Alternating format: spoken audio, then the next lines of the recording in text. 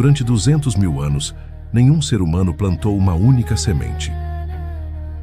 Existia um lugar onde a comida simplesmente brotava do chão. Era o lugar mais generoso que a humanidade já conheceu.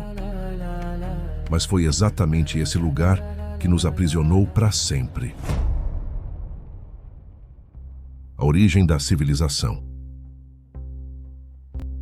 O Oriente Médio não era o que você conhece hoje. O Rio Jordão transbordava todo ano. Havia um lago chamado Hula, grande o bastante para cobrir quilômetros de terra fértil. Nas encostas do Monte Carmelo, entre carvalhos e pistaches, o trigo brotava sozinho, sem que ninguém plantasse. As gazelas cruzavam a região sempre pelas mesmas rotas, na mesma época do ano. As nascentes nunca secavam. Não era preciso plantar, era só estender a mão e colher. E era exatamente isso que tornava o lugar perigoso, porque tudo ali era previsível. E a previsibilidade é a isca mais eficiente que existe para prender um ser humano. Até então, existir tinha significado uma coisa só: andar. Grupos de umas 30 pessoas, vivendo de tudo um pouco. Caça, peixe, raízes, sementes. Se a comida sumia, partiam. Se um líder mandava demais, os outros simplesmente iam embora. Não havia terra para defender, nem poder para acumular, porque nada era fixo. E foi assim, há cerca de 12 mil anos, que a armadilha começou a se fechar. Não de uma vez, tão devagar que, quando perceberam, já era tarde demais para desfazer. Porque quando um lugar te dá tudo, não existe motivo para partir. Então você fica mais um dia, mais uma semana, mais uma estação. Começa a erguer abrigos que valem a pena reusar na volta. Começa a lascar pedra para moer semente, coisas pesadas demais para carregar. Ninguém decidiu parar de andar, mas geração após geração já não se partia com a facilidade de antes. Esses eram os natufianos, e por quase 3 mil anos, eles viveram exatamente ali, colhendo o que a terra dava de graça, sem plantar uma única semente. O que nos leva à pergunta que os arqueólogos carregaram por décadas: se a terra já entregava tudo pronto, por que alguém trabalharia por meses para produzir aquilo que podia simplesmente colher? A resposta não está numa descoberta. Está numa série de decisões que eles tomaram ao longo de gerações e nas consequências que ninguém previu. A primeira delas foi construir uma casa. E essa casa se tornaria a armadilha mais sofisticada que um ser humano já construiu para si mesmo. As primeiras casas. A primeira coisa que surpreende é que a casa natufiana não ficava acima do solo, ficava dentro dele. Eles escavavam um círculo no chão, cerca de 1 metro de profundidade, e construíam a partir dali paredes de pedra calcária encaixadas sem nenhum cimento. Telhado de galhos de pistache entrelaçados com juncos colhidos nas margens do lago. Os pisos eram de argamassa de cal polida, o primeiro reboco da história. Para fazer esse cal, era preciso queimar calcário a mais de 700 graus, misturar com água e aplicar em camadas. Um conhecimento técnico que exigia semanas de trabalho. Mas tem algo nessa casa que nenhuma análise química prepara você para descobrir. Debaixo do piso havia pessoas. Os natufianos enterravam seus familiares dentro de casa. Não como ritual, como vínculo. Era o primeiro título de propriedade da história humana. Não era um documento, era um osso embaixo do piso. Uma família que enterrou 3 gerações debaixo da mesma casa não pode simplesmente ir embora. Não é uma questão logística, é uma questão de identidade. Quem somos nós se deixarmos nossos mortos para trás? O inimigo invisível.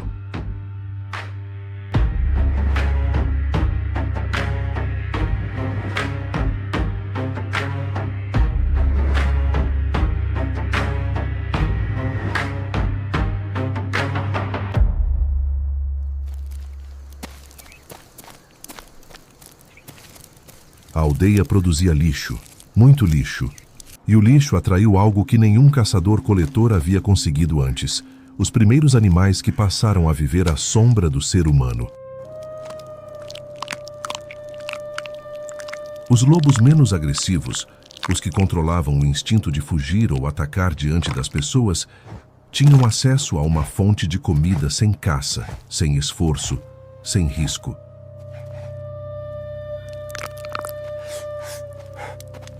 Gerações depois, havia animais que se aproximavam sem atacar, que seguiam os caçadores.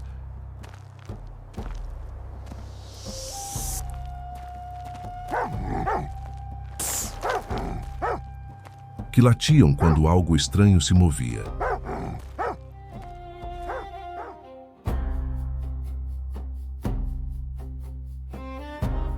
Em En-Malahá, no atual norte de Israel, os arqueólogos encontraram um sepultamento que parou a escavação no meio. Uma mulher idosa, com a mão direita repousando sobre um filhote de cachorro de 4 meses, encostado no corpo dela, posicionado com cuidado. Alguém, há 12.000 anos, entendeu que aquele vínculo precisava continuar além da morte.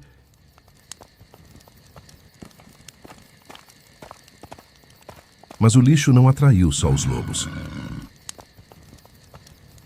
Porcos, cabras e bois selvagens rondavam as aldeias puxados pelos restos de comida. E foi aí que o sedentarismo criou seu inimigo mais silencioso. Os pesquisadores têm um nome para o que começou ali: transbordamento. O momento em que um vírus ou uma bactéria que vivia tranquilo dentro de um animal encontra por acaso um humano e descobre que funciona ali também. Muitas das doenças que perseguem a humanidade até hoje nasceram desse convívio novo e constante. Eles não tinham como saber disso. Viam pessoas adoecer e morrer sem causa visível. E para uma aldeia que não podia se dispersar, uma doença não era um azar individual.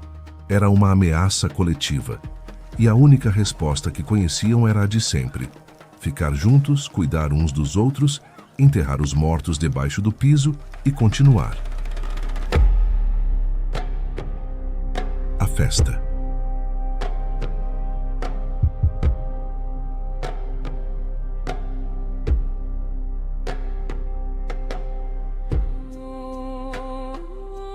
Os natufianos deixaram para trás a prova de algo que não faz o menor sentido para um povo apenas tentando sobreviver: os restos de uma festa. Não uma festa para encher o estômago, uma feita para alterar a mente. Nas encostas do Monte Carmelo, onde esta história começou, há uma gruta chamada Hakefet. Ali, a equipe da arqueóloga Li Liu, de Stanford, raspou o resíduo endurecido no fundo de morteiros de pedra. Esperavam encontrar comida. Encontraram cerveja. Cerveja com 13.000 anos. O registro mais antigo de álcool feito por mãos humanas em qualquer lugar do planeta. E não era simples. Exigia semanas. Germinar o grão na água, secar, moer o malte, aquecê-lo numa temperatura precisa e esperar a levedura selvagem do ar fazer o resto, um conhecimento que levava gerações para acumular.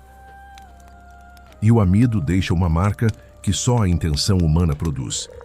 Ninguém fermenta cerveja por acaso. E o mesmo trigo que virava cerveja, na mão de outra pessoa, virava pão. Em 2018, num sítio na Jordânia chamado Shubaika 1, pesquisadores acharam migalhas de pão carbonizadas com 14.400 anos. Pão 4.000 anos antes de qualquer fazenda e mais antigo ainda que a cerveja de Hakefet. Tudo isso, sem plantar uma semente sequer.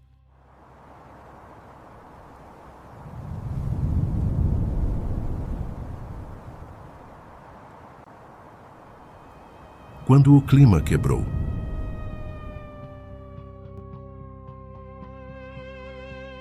12.900 anos atrás, algo quebrou o clima da Terra.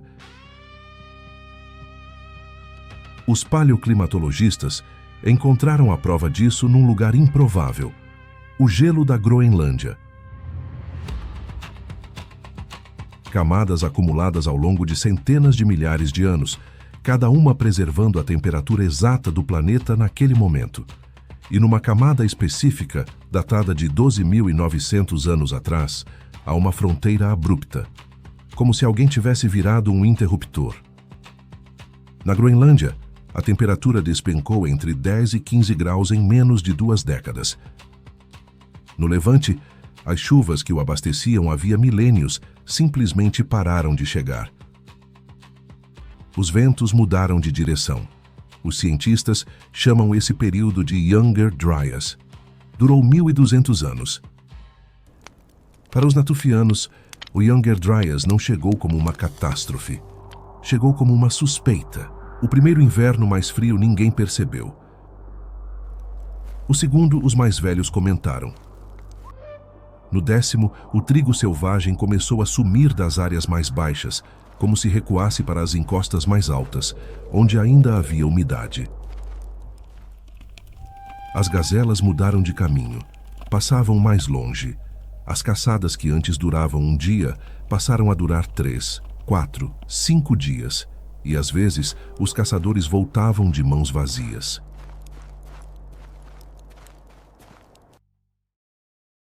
A arqueologia consegue medir esse desespero. Nos ossos de animais encontrados nos sítios natufianos, há uma mudança que aparece com precisão nas camadas correspondentes ao Younger Dryas. Antes da seca, o padrão é consistente. Caçavam gazelas adultas, o alvo ideal, mais carne, mais gordura, mais retorno por caçada. Durante o Younger Dryas, esse padrão muda de repente. Os ossos passam a ser de juvenis, animais jovens, pequenos, que ainda não haviam se reproduzido. Em ecologia, isso tem um nome: caça predatória. É a assinatura física de uma população que parou de pensar no amanhã porque o hoje estava consumindo tudo. E eles sabiam o que estavam fazendo. Gerações de conhecimento acumulado não deixam dúvida sobre o que acontece quando você tira os jovens de um rebanho antes que se reproduzam. A manada encolhe, a caça fica mais escassa, o problema piora. E caçaram assim mesmo. Porque quando o inverno está chegando e os estoques estão baixos, o futuro é um luxo que você não pode pagar. Outros grupos nômades pelo mundo simplesmente se moveram. Seguiram os animais, seguiram as chuvas. É o que caçadores-coletores fazem há centenas de milhares de anos. Mas os natufianos tinham aldeias de pedra que levaram gerações para construir. Tinham morteiros fixos esculpidos na rocha, pesados demais para carregar. Tinham entre eles os mais frágeis e os mais velhos, que jamais percorreriam centenas de quilômetros atrás das gazelas. E tinham debaixo de cada piso de cada casa os ancestrais que haviam construído tudo aquilo. O frio matava devagar, a fome chegava por temporadas, e a doença, aquele inimigo invisível que o sedentarismo havia criado, não fazia pausa no inverno. Estavam encurralados. E foi encurralados que fizeram a coisa mais improvável da história humana.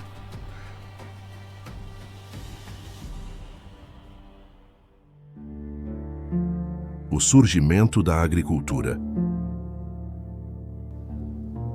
Foi nesse ambiente hostil que tudo mudou. E o mais estranho é que ninguém decidiu mudar. Eles já sabiam que sementes germinavam, sabiam que o trigo voltava nos mesmos lugares todo ano. O que nunca tinham precisado fazer era forçar isso a acontecer. A natureza sempre fez o trabalho de graça. Agora, a natureza havia parado. As primeiras tentativas foram remendos, um punhado de grãos enterrado perto de casa. E o fracasso era a regra. Semente que apodrecia na terra seca, safra que vinha rala demais, colheita dividida e calculada com precisão cirúrgica, que mesmo assim acabava antes de o inverno terminar. Houve anos em que a aposta na terra não pagou e a única coisa que sobrou de uma estação inteira de trabalho foi a fome de ter tentado. Mas dentro desse fracasso, uma coisa acontecia sem que ninguém percebesse. E quem escolheu não foi o ser humano, foi a foice. O trigo selvagem tem uma haste que se parte sozinha quando o grão amadurece. A semente cai no chão, se espalha, se replanta sem ajuda. É assim que a planta sobrevive há milhões de anos. Mas para um humano colhendo, isso é um desastre. Quando a foice chega, metade da safra já está no chão. De vez em quando, porém, nascia uma planta diferente. Uma mutante cuja haste não se partia, que segurava o grão preso esperando. Na natureza, essa planta estava condenada. Não conseguia soltar a própria semente, não se reproduzia sozinha. Mas na mão de alguém com uma foice, ela era justamente a única que sobrava para ser cortada. A única que ia inteira para dentro da aldeia, derramados perto de casa e, sem querer, replantados. Sem nenhum plano, o simples gesto de cortar o trigo foi escolhendo as plantas que não sabiam mais se reproduzir sozinhas. O ser humano não domesticou o trigo. O trigo foi domesticado pelo jeito como o ser humano o colhia. E no fim desse processo, surgiu uma planta que não existia antes no mundo, incapaz de viver sem uma mão que a plantasse. Do outro lado, um ser humano incapaz de viver sem essa planta. Os dois agora amarrados um ao outro para sempre. Os que ficaram aprenderam e ensinaram.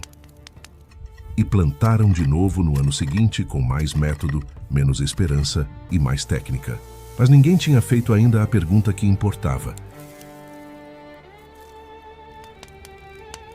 O que tudo isso estava fazendo com os corpos dessas pessoas?